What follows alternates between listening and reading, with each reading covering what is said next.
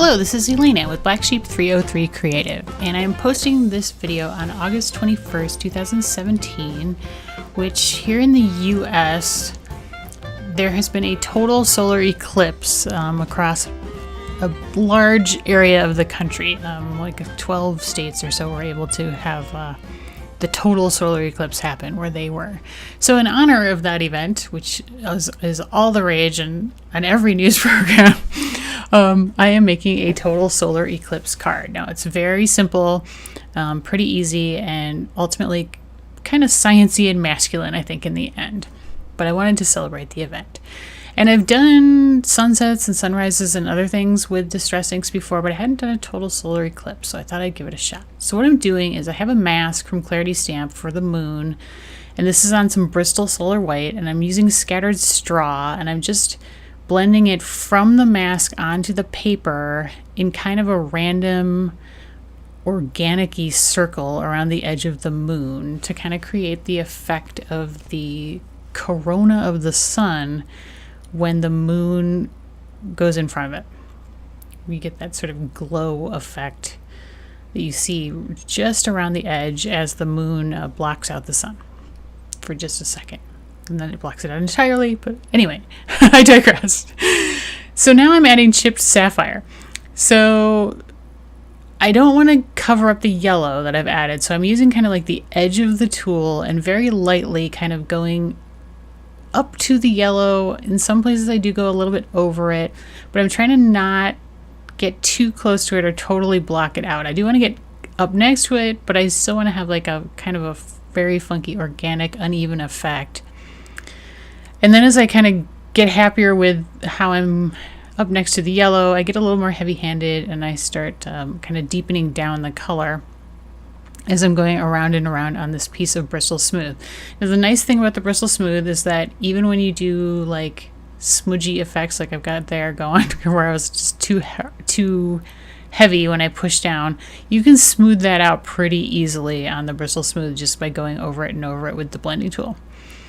Now I'm adding Dusty Concord all the way around the edge. I'm trying to leave sort of a blue halo around the sun/moon,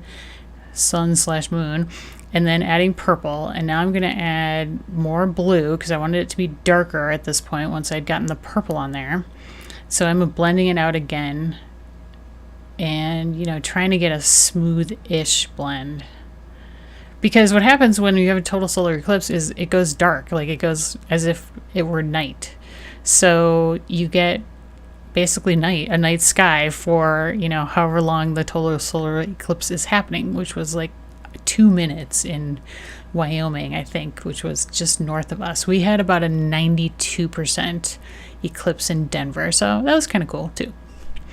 But anyway, so here I used black soot all the way around the outside, and that kind of covered up a lot of the purple. So now I'm bringing the purple back in. Again, Dusty Concord, and I'm just blending over the black and into the blue again a little bit to get that sort of nice tonal effect from the blue to the purple to the black, leaving that like corona effect around the sun. And then I'm going to go back to the blue and blend that out just a little bit to kind of finish off the effect. And really this would be the same thing I would do for like a full moon. But instead of having the gray moon in front of the sun, obviously I would have the moon be a color. So it'd probably be like ivory or, you know, antique linen or something like that.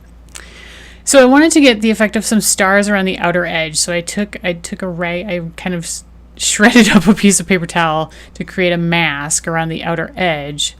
I didn't want to get too many stars like right in the middle, but then once I'd done it, it looked like there was just like nothing in the middle. So I started doing a really light mist around the inside, like super light, far away, because I just wanted a tiny bit of like the star effect here and there, because you really wouldn't see much right up next to the sun.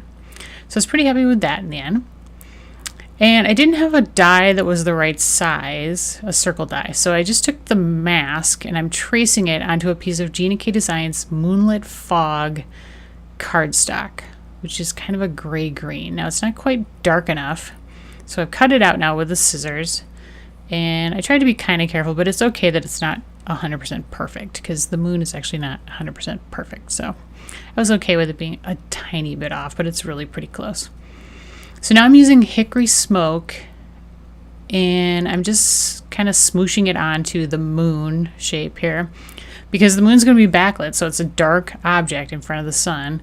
But it does have some bit of a texture, so I wasn't trying to be like I wasn't blending smoothly. I was just kind of smooshing it on there, here and there, to kind of darken down that gray color and just give it a bit of a like mottled texture.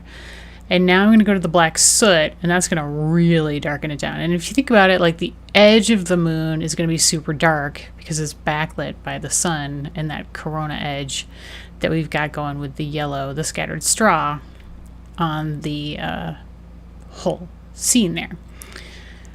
So that is my completed moon that's going to go on top of that page right there. So now I've trimmed it down to 4 1/4 by 5 1/2, and I've printed out some greetings or sayings on my computer.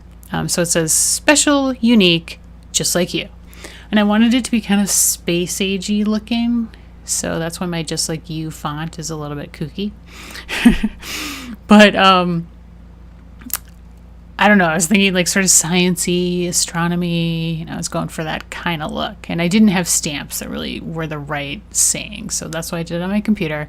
And I cut some banner tails into the ends, and I'm just going to overlap them over the moon, over the sun, on each side. And then I'm going to adhere down the just like you across the bottom. And I did use 10mm Elizabeth Craft size double-sided adhesive tape to adhere all of this down. And then I get that crooked, so I have to peel it up. But luckily I didn't press it down too much, so I could peel it up.